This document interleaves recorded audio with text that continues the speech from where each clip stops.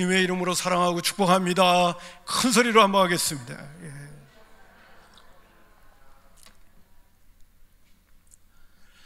올 3월 달부터는요, 우리가 지금 사순절을 우리가 지키고 있습니다. 이 사순절과 더불어 요한복음에 있는 말씀을 잠시 멈추고 묵상을 멈추고 민수기에 있는 말씀이 시작이 되어졌습니다. 이제 또 4월 달에 들어가면 다 묵상하지 못한 요한복음에 있는 말씀을 부활절 때까지 우리가 이제 묵상하게 될 텐데요. 민수기는 그 책 제목이가 민수기입니다. 민자가 백성 민자고 숫자가 셀 숫자고 기가 기록할 기자예요. 그러니까 민수기라고 하는 책 제목의 뜻이 뭐냐면 백성의 수를 기록하다 이렇게 돼 있어요. 그게 민수기입니다. 근데 구약이라고 하는 그 성경책은 그 원문이 히브리어로 기록되어져 있습니다. 근데 히브리어 처음에 이 민수기는 그 원문이 뭐냐면 메미드바르라고 하는 단어입니다. 그러니까 이 민수기의 성경책은요, 처음에 원문으로는 메미드바르, 거기 그 설교 교환 가운데 조금 틀렸어요. 메미든데르라고 그랬습니다. 메미드바르인데요, 그 뜻이 뭐냐면 광야에서라는 뜻이었습니다. 근데 이 히브리어를 그리스어 헬라어로 바꾸는 과정 가운데 민수기를 가만히 보니까 광야에서라고 하는 이 책, 창세기, 출애굽기, 레위기, 민수기, 그 다음에 신명기까지가 모세오경인데 민수기를 보니까 앞부분과 뒷부분에 인구조사가 나와요. 그리고 이스라엘 백성들의 숫자를 계수하는 내용들이 많이 나와요. 헬라어로 번역하는 가운데 그 광야에서라고 하는 뜻을 가졌던 책 제목이 뭘로 바뀌었냐면 지금 우리가 기록하고 있는 민수기로 바뀌었어요. 숫자들이다 이렇게 바뀌었습니다. 헬라어로. 그래서 아리드모이라고 하는 헬라어 단어가 쓰여게 돼요. 그래서 이제 민수기입니다. 근데 사실은 처음에 이 민수기는 광야에서 이스라엘 백성들이 어떻게 하나님의 뜻을 받들어서 광야길을 걸어갔는가, 뭐 그런 내용들이 기록되어 있는 거예요. 여러분, 제가 이 말씀을 먼저 드리는 이유가 뭐냐면 민수기는 이스라엘 백성들이 광야길을 걷고 있는 모습인데 우리는 뭐라고 얘기합니까? 광야 같은 세상길을 걷는다고 그러잖아요. 민수기를 보면서 광야 같은 인생길을 걸어가고 있는 우리들이 그 민수기를 통해서 어떤 교훈을 얻어야 할 것인가 하는 메시지가 담겨져 있는 책이 민수기라는 것입니다. 스데반 집사님이 사도행전 7장에서 이스라엘의 역사를 쫙 설명해 내려가는 과정 가운데 교회라고 하는 부분이 나와요. 근데 그 교회를 뭐라고 표현했냐면 광야교회 이렇게 표현하고 있습니다. 여러분, 지금 제가 여러분에게 드리는 메시지가 뭔지 아시겠죠? 여러분, 우리의 인생길은 광야와 같은 것이고 교회는 광야 속에 있는 겁니다. 그래서 스데반 집사님은 광야교회라고 얘기했어요. 여러분, 광야는 힘듭니다. 광야는 어렵습니다. 광야길은 고달픕니다. 육신을 입고 걸어가는 광야길은 여러모로 장애물이 많이 있습니다. 힘들고 어려워요. 기본적인 거 아니겠습니까? 그런데 하나님께서 애굽에서 탈출한 이스라엘 백성들을 1년 동안 이제 먼저 광야길을 걷게 하신 다음에 이제 시내산에서 모세를 통하여 다시 말씀을 주시면서 이스라엘 백성들을 재정비를 하게 됩니다. 1년 후에 오늘 이스라엘 자손이 애굽 땅에서 나온 지 둘째 해, 둘째 달, 첫 해라고 하는 거는 1년은 그냥 보낸 거예요. 근데 이제 2년째를 맞이하게 될 때는 이스라엘 백성들을 정비하기 시작합니다. 그러면서 인구를 계수하게 되는데 이제 인구를 계수하는 가운데 제일 먼저 하는 작업이 뭐냐면 20세 이상 된 남자들이 싸울 만한 사람들을 계수하라는 얘기를 하게 됩니다. 그 3절에 나와요. 너희는 이스라엘 자손의 모든 회중 각 남자의 수를 그 종족과 조상의 가문에 따라 명수대로 계수하는데 3절이요, 이스라엘 중 20세 이상으로서 싸움에 나갈 만한 모든 자를 이라고 말해주고 있습니다. 제일 먼저 인구조사를 하는 작업 가운데 뭐가 있냐면 싸움에 나갈 만한 20세 이상 된 자를 먼저 계수하라는 것입니다. 근데 여기서 또 재밌는 부분이 뭐냐면요, 레위 지파가 그 회막을 관리하고 돌보는 일을 위해서는 20세부터 50세라고 하는 끝부분을 언급을 했는데요, 싸울 만한 자를 계수하게 될 때는 20세 이상이고 그 다음에는 나이를 제한하지 않고 있어요. 여러분, 여기 이 말씀 속에서 뭘 얘기하려고 하는지 아십니까? 오늘도 예수 믿는 그리스도인들이 영적 전쟁을 벌이는 것은 나이와 상관이 없어진다는 거예요. 그런 부분들이 언급되어져 있어요. 지난 주일날 우리 장섭 장로님이 명예장로님으로 은퇴를 하지만은 사실은 우리가 영원한 천성길을 걸어가는 이 길을 걸어갈 적에는 은퇴가 없어요. 계속해서 내가 싸울 수 있는 능력이 있는 그날까지 영적 전쟁을 벌이면서 가는 거예요. 이제 미리 이런 말씀을 제가 드립니다만은, 자, 싸울 만한 자 20세 이상을 먼저 추려라. 그리고 그 밑부분에 뭐가 나오냐면 너와 아론은 그 진영별로라고 하는 진영이 나옵니다. 근데 이 진영이라고 하는 헬라어 원문을 보면요, 체바오트라고 하는 히브리어예요. 이 뜻 가운데는 때, 물이라고 하는 단어의 뜻도 있지만 중요한 단어가 뭐냐면 군대라는 뜻이 있습니다. 민수기 1장 52절에 이제 그 인구조사를 정리하면서 진영을 가다듬는 과정 가운데 52절에 이런 말씀이 있습니다. 진영대로 각각 그 진영과 군기 곁에 진칠 것이다 라고 했어요. 그러니까 여러분, 여기 진영이라는 말은 뭐냐면 군대를 이야기하는 거예요. 전쟁에 나가서 싸울 만한 20세 이상 된 사람이라는 얘기를 하면 군사로 부르고 있다는 거예요. 20세 이상 된 사람들은 전부 군사로 부르고 12지파가 나누어져 있는 그 진영의 군대로 진치게 하는 겁니다. 그리고 군기를 들게 하는 거예요. 제가 지금 드리고 싶은 말씀이 바로 이겁니다. 오늘 우리 주님께서 예수 믿고 구원받고 하나님의 자녀로 부른 우리 모두는 군사로 부르고 있다는 사실입니다. 군인으로 부르고 있다는 사실입니다. 디모데후서 2장 3절에 보면 바울 사도가 디모데에게 이렇게 권면합니다. 너는 그리스도 예수의 좋은 병사로 나와 함께 고난을 받으라고 권면합니다. 빌레몬서 1장 2절에는 자매 아비아와 우리와 함께 병사된 아키뽀와 내 집에 있는 교회에 편지한다고 말해주면서 병사라는 단어를 씁니다. 빌립보서 2장 25절에는 그러나 에바브로디르를 너희에게 보내는 것이 필요한 줄로 생각하노니 그는 나의 형제요 함께 수고하고 함께 군사된 자요 너의 사저로 내게 쓸 것을 돕는 자라고 하면서 에바브로디도를 군사라고 말해주고 있습니다. 디모데후서 4장 7절 잘 아는 성경 구절이죠. 바울 사도의 신앙 고백과 더불어 나의 뒤를 발자취를 따라오라고 하는 권면의 메시지 속에서 나는 선한 싸움을 싸우고 달려갈 길을 마치고 믿음을 지켰다고 말해주고 있습니다. 선한 싸움. 여러분, 신앙생활이라고 하는 건 영적인 싸움입니다. 선한 싸움을 하는 겁니다. 믿음의 선한 싸움을 하는 것이 신앙생활입니다. 그 싸움에는 싸우는 사람을 누구라고 얘기합니까? 그 싸우는 사람을 군인이요 군사라고 얘기하는 거예요.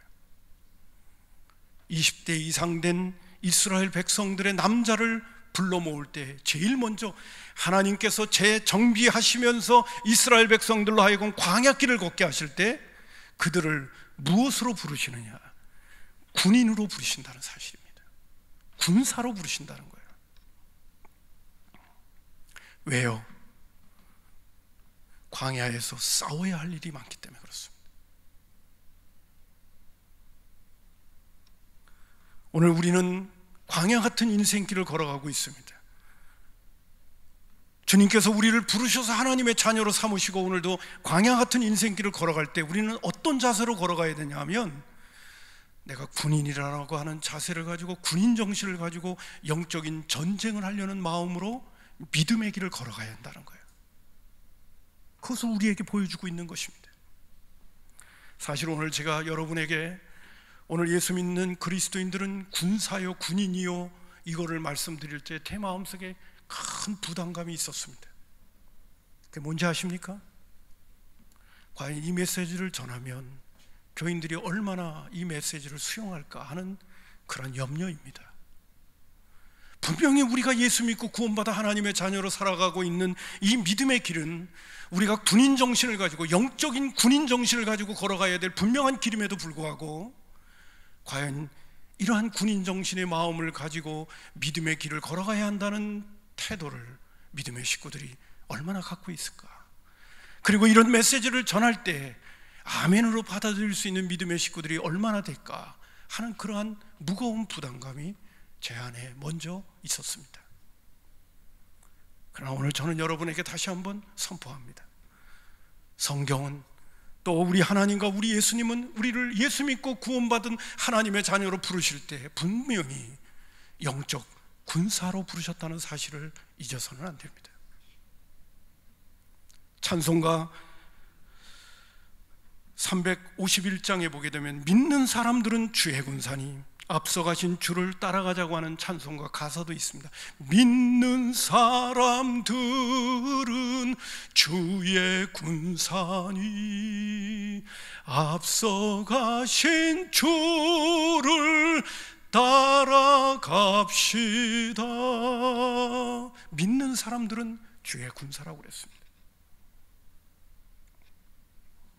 그러므로 여러분, 오늘 신앙의 길, 광야 같은 인생길을 걸어가는 오늘 예수 믿는 그리스도인들의 믿음의 길은 내가 군인 정신을 가지고 영적인 군사라는 마음을 가지고 이 길을 걸어가지 않으면 우리는 넘어지고 쓰러질 수밖에 없다는 것입니다.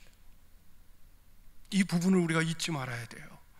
그리고 몇 주 전에도 말씀드렸지만은 우리가 싸워야 될 대상은 바로 내 안에 있는 옛자와의 싸움이 가장 치열해야 되고 나 자신과의 싸움이 가장 큰 싸움이고, 그리고 마귀의 공중권세 잡은 자들에 의해서 오늘도 묶여있는 이 사회의 문화, 세상의 풍조, 거기서부터 우리를 지켜내야 될 뿐만 아니라 우리 눈에는 보이지 않지만은 오늘도 이 세상과 우리의 옛자를 배후에서 조종하고 있는 원수 마귀와의 싸움을 우리가 정신 차리고 해야 한다는 사실입니다.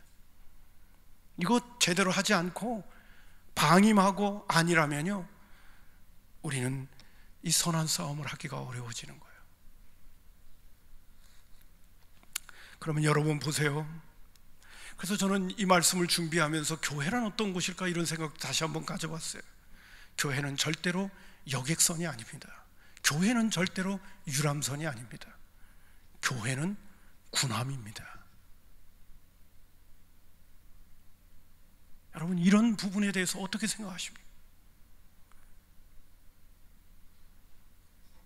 군인들이 타서 전쟁에 임하고 있는 군함이라는 사실을 잊어서는 안 돼요.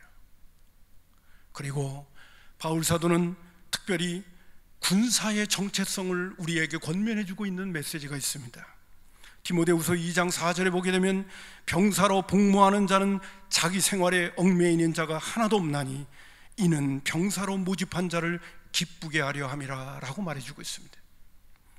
바울 사도는 믿음의 식구들의 믿음의 길이, 광야 같은 인생길을 걸어가는 믿음의 길이 군인으로서의 걸어가는 길인데, 그 군인 정신 가운데 제일 먼저 중요한 것은 뭐냐 하면 군인으로 부른 자를 기쁘게 하기 위하여 군인이 되어졌다는 것입니다. 오늘 그 메시지를 우리에게 전해주고 있어요. 병사로 복무하는 자는 병사로 모집한 자를 기쁘게 하려 함이라고 말해주고 있어요. 이거는 뭐 다른 말로 표현한다면 하나님이 우리를 부르셔서 하나님의 자녀 삼아주신 그 의도가 뭐냐? 하나님을 영화롭게 하기 위해서 우리를 부르신 겁니다. 이사야서 43장 7절에 있는 말씀 또 인용할까요? 내 이름으로 불려지는 모든 자 곧 내가 내 영광을 위하여 창조한 자를 오게 하라. 그를 내가 지었고 그를 내가 만들었다고 말해주고 있습니다. 군인은 군인 자기 자신을 위하여 군인이 존재하는 게 아닙니다. 나를 군인 되게 하신 모집한 자를 기쁘게 하기 위하여 내가 군인의 길을 걷는 거예요.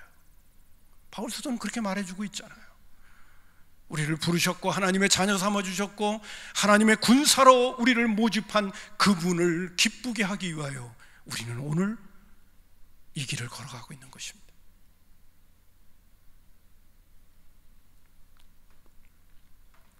두 번째로, 제가 참 많은 세월 동안 기뻐하지 않는 성경 구절이었습니다. 디모데후서 2장 4절을 바른 성경으로 보게 되면 이렇게 말해주고 있습니다. 군에 복무하는 자는 아무도 자기의 일상생활에 얽매이지 않으니 이는 군인으로 모집한 자를 기쁘게 하려는 것이라고 말해주고 있어요. 군에 복무하는 자는 아무도 자기 일상생활에 얽매이지 않는다는 겁니다. 여러분, 우리가 지식적으로도 뻔한 거죠.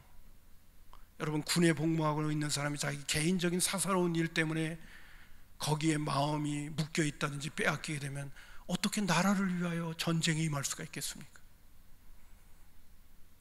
이건 아니거든요. 군인에게 있어서 참 중요한 거는 자신의 사사로운 것에 마음 빼앗기면 안 돼요. 군인 정신이 아주 중요한 부분입니다. 군사로 모집한 목적에 우리의 눈이 떠져 있을 뿐만 아니라 군인은 절대로 개인적이져서는 안 된다는 거죠. 얼마 전에 우리 주혁 전사님이 수요일 날 설교를 하면서 그런 얘기를 하더라고요. 뭐라 그러냐면, 자기가 군대에 복무해 보고 있다 보니까 군인은 자기가 하고 싶은 일만 하는 게 아니래요. 하기 싫은 일도 할 때가 많더라는 거예요. 내가 하고 싶은 일만 하는 게 아니더라는 거예요. 하기 싫고 어려운 일들도 해야 할 일들이 더 많더래요. 여러분, 이것이 오늘 바울 사도가 군인 정신을 가진 사람들이 가져야 될 태도라는 것을 언급합니다. 제가 성경 구절 몇 가지를, 동일한 성경을 몇 가지 계속 언급해 왔어요. 디모데후서 2장 4절을 보니까요, 쉬운 성경으로 이렇게 말합니다. 군사는 자기의 지휘관을 따라 그를 기쁘게 하기 때문에 이 세상의 작은 일에는 신경을 쓸 수가 없습니다. 이렇게 얘기하고 있어요. 거기다 무엇이 세상의 작은 일인지는 우리가 구체적으로 고민해보고 기도해봐야 될 부분이긴 하지만은 분명하게 언급합니다. 군인은 큰 목표가 있어요. 나라를 지켜야 된다는 목표가 있고, 그리고 나를 부른 분의 그런 의도를 항상 놓치지 않고 거기에다가 초점을 맞춰서 살아야 된다는 중요한 군인 정신이 있어요. 그렇지 않으면 군인일 수가 없죠. 자, 이 말씀을 여러분 드리면서 이 메시지를 또 여러분에게 인용하고 싶습니다. 마태복음 6장 33절에 보면 예수님께서 무엇을 먹을까, 무엇을 입을까 염려하지 마라. 이거는 하나님이 없는 사람들이 염려하는 것이고, 너희는 하나님이 계시지 않는 거 모르냐? 드레베카파를 보라. 뿐만 아니라 공중에 나는 새를 보라. 이런 말씀을 쭉 하시면서 마지막 부분, 그런즉 너희는 먼저 그의 나라와 그의 의를 구하라. 먼저 그의 나라와 그 의를 구하라. 이게 군인 정신이거든요. 먼저 그의 나라와 그 의를 구하라. 그가 무엇이냐? 하나님이 우리를 부르신 그 목적에 먼저 초점을 맞추라는 거거든요. 우리는 하나님의 나라의 군사들이거든요. 하나님의 나라를 위하여 먼저 나의 생각을 할 수 있어야 되고, 그의 의를 구하는 그런 사람들이 되거라. 그러면 이 모든 것을 너희에게 더하신다고 말씀하고 있어요. 여러분, 어떻게 생각하십니까? 우리가 정말 주님의 약속의 말씀을 믿고 믿음을 가지고 먼저 그의 나라와 의를 구하는 그러한 군인 정신이 우리 가운데 있으면 하나님께서 너희의 일상에 있는 모든 것들은 책임지겠다는 말씀으로 언급하고 있는 거예요. 여러분, 군인이 먹는 문제, 입는 문제, 쓰는 문제에 신경을 쓰면 어떻게 군인으로서의 역할을 감당할 수 있겠습니까? 나라도 군인이 나라를 잘 지키고 그의 역할을 잘 감당하기 위해서 먹고 입고 자는 문제, 거쳐놓은 문제는 나라가 제공하고 있잖아요. 거기까지 신경 쓰지 못하게 하잖아요. 왜? 더 중요한 일이 있으니까, 중요하게 해야 될 역할이 있으니까. 가끔가 하다가 곧잘 저는 이런 얘기도 할 때가 있습니다. 직장에 갈 때도, 내가 직장의 한 회사원이에요. 회사원이 먹는 문제, 입는 문제, 쓰는 문제 걱정하고 있으면 어떻게 회사 일을 합니까? 그렇기 때문에 회사 다니는 사람은 사장과 그 회사가 먹고 입고 쓰는 문제를 제공하잖아요. 기본으로. 그 회사가 능력이 없다면 몰라도 능력이 있다면 말입니다. 우리 하나님이 능력이 없다면 몰라도 우리 하나님이 능력이 있다면 먼저 그의 나라와 그 의를 구하라. 그러면 이 모든 것을 너희에게 더하신다고 그러셨어요. 이거를 정말 믿고 오늘 내가 군인 정신을 가지고 영적인 군사로서 주님 바라보면서 주님의 뜻을 받도록 제대로 주님이 나를 부르신 목적과 그 의도와 그리고 사사로운 것에 매이지 아니하고 주님이 오늘 나로 하여금 이 땅에 살게 하신 이유와 목적에 초점을 맞추고 열심히 달려가는 믿음의 식구들이 된다고 한다면 하나님께서 이 땅에 육신을 입고 주의 일을 감당하고 주님의 뜻을 받드는 우리에게 먹고 입고 쓰는 문제를 해결해 주시지 않겠냐 하는 거죠. 여러분, 오늘 우리가 직장 생활을 하고요, 무엇을 하더라도 그 초점이 나 개인의 먹고 사는 데 초점을 맞추는 것이 아니라 하나님께 맞춰준 그 일터가 되어지면 그게 바로 하나님의 일이죠.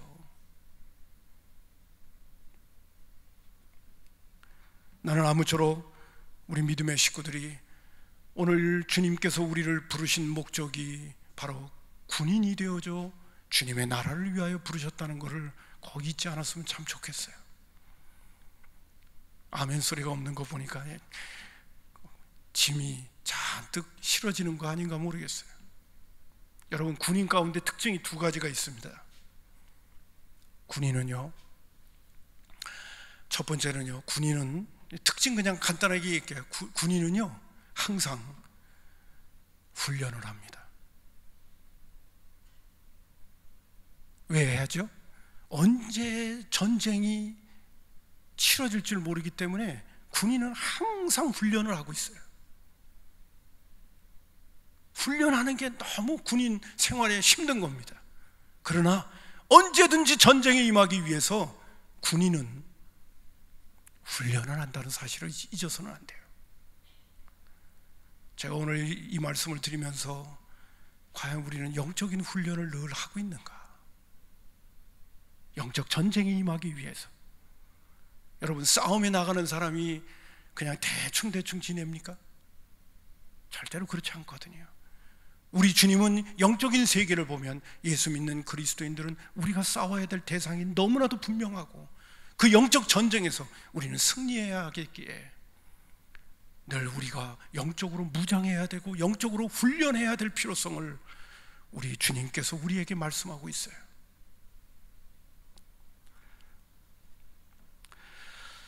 할렐루야.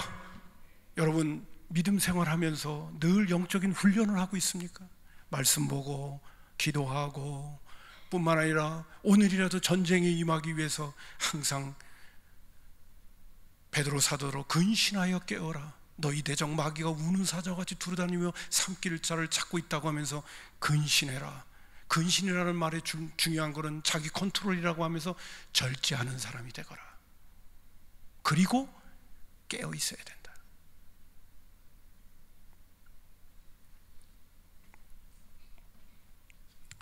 여러분, 오늘 여러분에게 다시 한번 이 말씀을 드리면서 저와 여러분은 군인이라는 사실을 잊지 않았으면 참 좋겠습니다.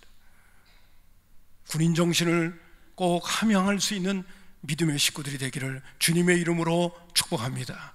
군인이다. 나의 삶의 목적, 그리고 어떤 태도를 가지고, 그리고 조금 전에도 말씀드린 것처럼 군인은 늘 훈련하고 있다는 것도 잊지 마세요. 마지막으로 드릴 한 말씀은 이겁니다. 하나님이 이스라엘 백성들을 군사로 부르실 때, 저도 이 말씀을 이렇게 대하면서요, 민수기에 있는 말씀을 대하면서 좀 고개가 갸우뚱했습니다. 이스라엘 백성들은 애굽에서 사는 동안에 그들은 애굽 사람들의 노예였습니다. 한마디로 표현해서 오합지졸이에요. 그들은 군사로서 훈련받은 적도 없습니다. 근데 애굽 땅에서 탈출한 지 1년 후에 그냥 그들을 군인으로 부르는 거예요. 싸울 수만 있다면 군인으로 부르는 거예요. 그 군인들이 얼마나 싸우겠습니까? 무기가 제대로 있습니까? 질서정연하게 행할 수 있는 그런 것들이 있겠습니까? 인간적으로, 세상적으로 보기에는 우습기 짝이 없는 군인들이고, 그리고 군대예요. 인원은 한 60만 명 됩니다. 그러나 그 군인은 인간적으로, 세상적으로 볼 적에는 너무나도 보잘것없기 짝이 없는 오합지졸의 군사들이에요. 근데 하나님이 그들을 군인으로 부르는 거예요.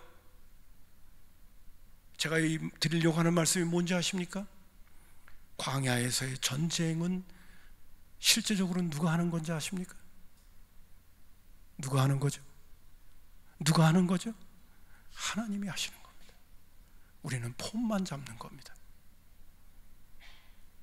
여러분, 아말렉 족속과의 전쟁을 벌일 적에도 모세가 산꼭대기에 올라가서 손을 들고 기도하면 여호수아를 중심으로 한 이스라엘 백성들이 아말렉과 싸우면서 이기다가 모세가 힘이 빠져서 손이 내려오면 아말렉이 이겼어요. 아론과 훌이 옆에서 가만히 보니까 전쟁의 승패가 전략에 있고 무슨 무기에 있고 그게 아니라, 아니 모세의 손이 올라갔다 내려왔다에 의해서 달려있는 거예요. 그래서 아론과 훌이 모세의 힘들어하면서 팔이 내려오는 그 팔을 붙들어 줄 때, 계속 붙들어 줄 때 이스라엘 백성들은 아말렉과의 전쟁에서 승리하게 되는 거죠. 여러분, 주님께서 우리를 군사로, 군인으로 부르셨지만은 전쟁의 승패뿐만 아니라 구체적인 전쟁은 누가 하시느냐? 우리 대장 예수 되시는 예수님이 하시는 줄로 믿습니다. 우리는 믿음으로 가는 게 중요한 거예요. 그리고 군인 정신으로 가는 게 중요한 거예요. 내 마음가짐이 중요한 것입니다. 그리고 중요한 것 한 가지, 군인의 특징 가운데 하나는 하고 싶다고 하고 하기 싫다고 안 하는 게 아니에요. 명령에 살고 명령에 죽는 거예요. 그 명령에 순종 안 하면요, 그건 군인이 아니에요. 오늘도 우리가 다 이해할 수 없고 우리가 다 깨달을 수 없어도 나는 하나님의 영적인 군대의 군사라는 생각을 가지고 주님이 시키면 가는 거고 안 시키면 머무르는 거고, 이스라엘 백성들이 광야길을 걸을 때 구름기둥과 불기둥이 움직일 때마다, 머물 때마다 그는 갈 때는 가고 멈출 때는 멈추는 명령에 살고 명령에 죽는 자로 그들은 광야길을 걸어갔던 거예요. 오늘도 우리 교회뿐만 아니라 우리 자신이 믿음에서 승리하는 삶을 살려면 하나님의 말씀에 살고 말씀에 죽는다는 각오를 가지고 그 말씀 붙들고 믿음으로 가야 우리는 이 광야 같은 인생길에서 승리하는 삶을 살게 되는 줄로 믿습니다. 그리고 내가 싸우는 것이 아니라 주님이 싸우신다는 걸 믿고, 여러분, 민수기에서 우리에게 주시는 가장 큰 교훈이 뭔지 여러분 아십니까? 민수기 13장과 14장에 이스라엘 백성의 12지파가 가나안 땅을 점령하고 돌아와가지고 10지파가 우리는 가나안 땅을 보니까 적과 꿀이 흐르는 귀한 땅인 거는 아는데 그들의 백성들을 보니까 우리는 그들 앞에서 메뚜기와 같다, 들어가면 다 죽는다 라고 이야기를 합니다. 근데 여호수아와 갈렙만, 현실은 분명히 그래요. 가나안 땅에는 네피림이 있었습니다. 거인들이 살고 있었습니다. 그렇기 때문에 인간적으로, 세상적으로 전쟁을 벌리면 분명히 져요. 그러나 여호수아와 갈렙은 뭐라고 얘기했는지 아십니까? 그들에게는 하나님이 없다. 그러나 우리에게는 하나님이 있지 않냐? 하나님이 우리와 함께 계시지 않느냐? 하나님이 우리로 하여금 이 가나안 땅을 주신다고 하지 않았냐? 그러므로 우리는 믿음으로 전진하자고 얘기하죠. 그들은 우리의 먹이일 수밖에 없다. 하나님이 이 전쟁의 주인공이시니까. 그리고 얘기를 하는데도 수적으로 10지파가 그 난리를 치니까 이스라엘 백성들은 10사람의 얘기를 듣고 대성통곡을 하기 시작합니다. 우리를 여기까지 와가지고 죽이려고 하느냐? 하나님께서는 그 장면을 다 보시고 내가 너희들에게 들은 대로 한날을 1년으로 삼아서 너희들로 하여금 40년 동안 광야길을 걷게 하겠다고 하나님께서 그들에게 말씀하시는 광야 생활에 우리에게 주시는 교훈의 메시지가 민수기 13장과 14장에 언급되어져 있어요. 거기에서는 철저히 중요한 부분이 뭐냐? 믿음을 발휘했느냐, 믿음을 발휘하지 않았느냐가 그들의 삶을 결판내고 있는 것을 볼 수가 있게 됩니다.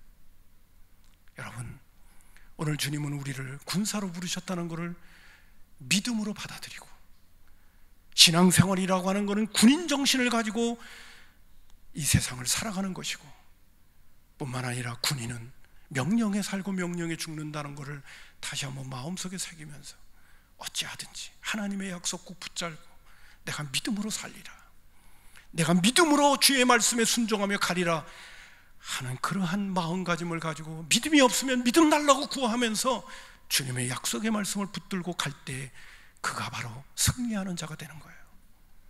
그러나 주어진 현실과 상황과 여건, 오늘도 이 설교도 목사님은 너무 현실을 모르는 것 같아, 그런 말을 하는 사람은 결국 광야에서 끝나버리고 말 겁니다. 여러분, 오늘도 성경이 우리에게 말해주는 거, 하나님은 우리를 만드신 분입니다. 이 세상도 하나님이 만드셨습니다. 그 위대한 하나님이 오늘도 우리와 함께 하시면서 우리에게 주시는 이 말씀을 정말 믿음으로 받아들이고 믿음으로 붙잡고 믿음으로 전진하려고 하는 군인 정신을 갖게 되어지면 하나님께서 우리의 삶 속에서 놀랍게 일하시며 그 약속을 성취하시는 하나님의 은혜와 축복을 우리가 받아 누리게 될 것입니다.